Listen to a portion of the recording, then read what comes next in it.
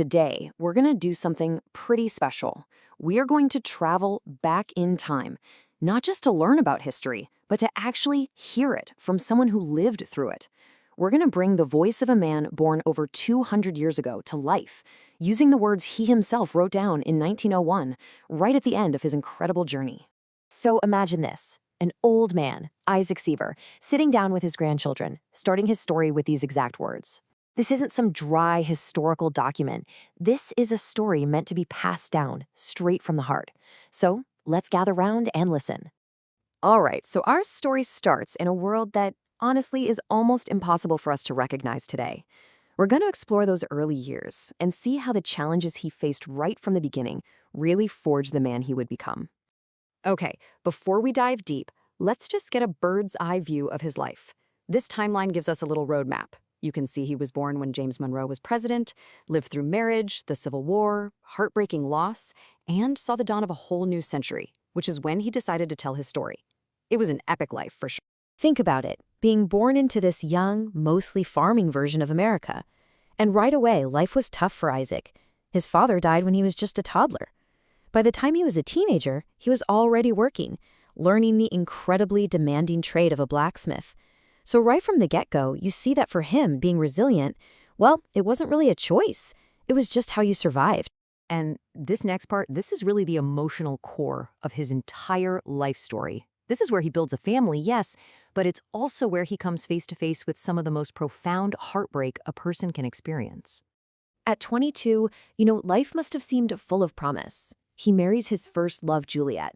A year later, they welcome their daughter into the world. You can just picture the hope and the optimism of this young family just starting out, dreaming about the future. And then, in an instant, everything changed. Just days after the absolute joy of childbirth, Juliet was gone. The diagnosis was brain fever, something we don't even really call it anymore. At just 24 years old, Isaac was a widower, holding a newborn baby. I mean, can you even imagine? This single event, this great sorrow, would echo through the rest of his life. But, and this becomes a theme for Isaac, he endured. He eventually found love again with a woman named Lucretia Smith. And she didn't just become his wife, she became a mother to his little girl, Juliet. Together, they rebuilt everything, creating this big, bustling family with 4 more kids.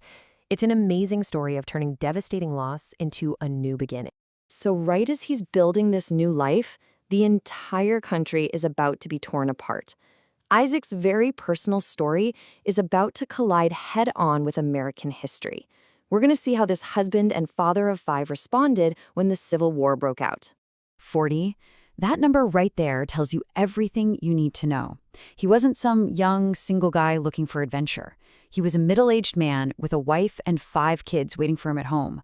His decision to enlist, that was a massive sacrifice, leaving behind everything and everyone he had worked so hard to build. In this number, almost $200. Now, that might not sound like a lot to us, but you have to understand, this wasn't some big payday. This was survival money. This was the cash meant to keep his family from starving while he was gone, facing God knows what. It really puts the reality of his choice into perspective. So his service wasn't on the front lines of Gettysburg or Antietam, but it was absolutely critical. He was part of the heavy artillery defending the nation's capital itself.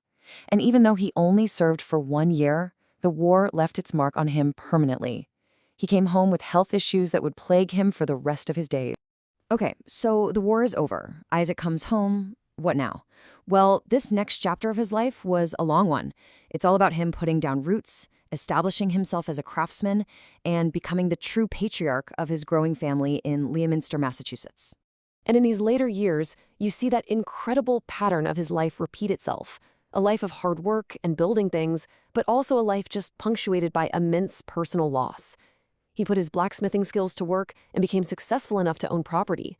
But the sorrow continued. He buried his beloved Lucretia after 33 years together. And then he suffered the unimaginable pain of outliving one of his own children, his son Benjamin.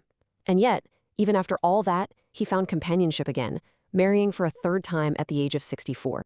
So after living through all of this, all the joy, the heartbreak, the war, the change, what's the takeaway?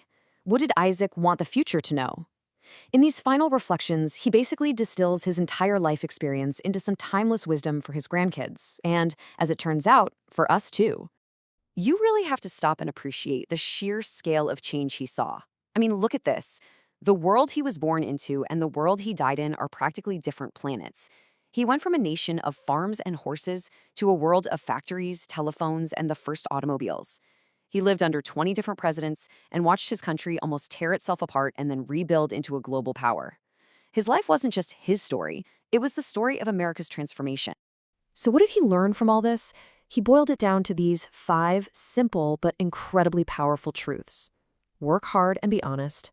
Family is everything. Serve your country. Be smart with your money, but don't let it rule you. And the big one, be resilient. Because life will knock you down. The trick is to get back up. I mean, this isn't just advice for the 1900s, this is advice for right now. And this might be the most powerful thing he passed down. This was his final charge to his family. It's so much more than a family motto. It's the thesis statement for his entire life.